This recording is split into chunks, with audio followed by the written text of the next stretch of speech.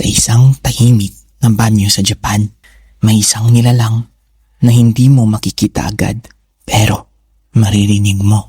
Isang boses ng lalaki na magtatanong sa iyo ng simpleng tanong. Pula o asul? Kamusta kaibigan? Pinatay mo na ba ang ilaw? At naka-headphones ka na ba? At siguraduhin mo nakalak ang pintuan. Pero sa episode natin ngayong gabi, kahit nakalak ang iyong pintuan, lalong-lalo na sa banyo, magbibisita ka pa rin ni Aka Manto. Ako si Deo, ang inyong host. Tara, makinig ka muna. Kung matapang ka. Sinasabi ng mga kwento, si Aka Manto ay isang lalaking multo, nakasuot ng pulang kapa at maskara. Hindi malinaw kung sino siya noon.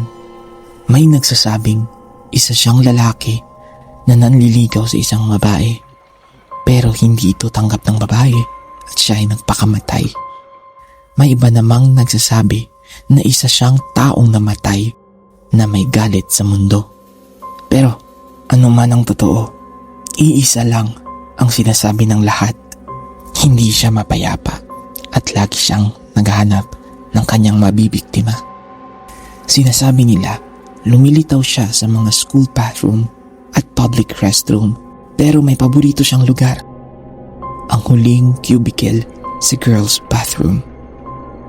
Kapag pumasok ka sa cubicle at umupo, doon siya lalapit sa iyo. Hindi mo siya makikita, pero maririnig mo ang malamig niyang boses. Gusto mo ba ng pula o asul na papel?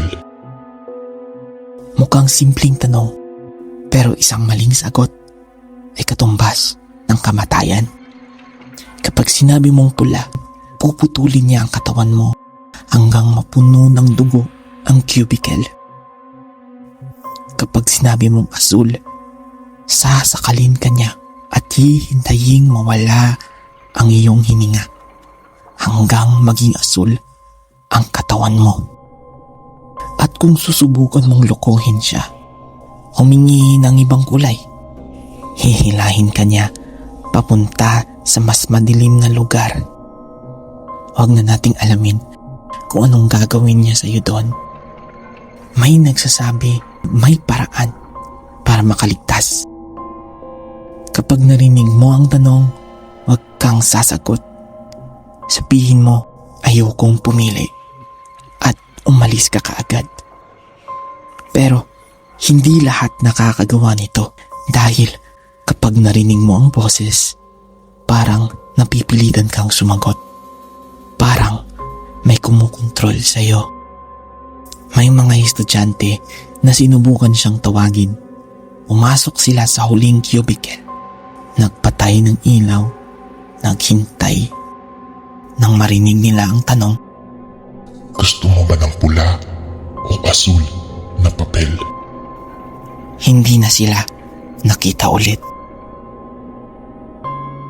Kaya kaibigan, kung sakaling mapunta ka sa isang banyo at napansin mong ikaw lang ang tao at nasa huling cubicle ka at may boses na magtanong sa iyo, huwag kang sasagot, huwag kang mag-isip, tumakbo ka na dahil baka ang susunod na bibisitahin ang pipili ng pula o asul ay ikaw na. Pula o asul?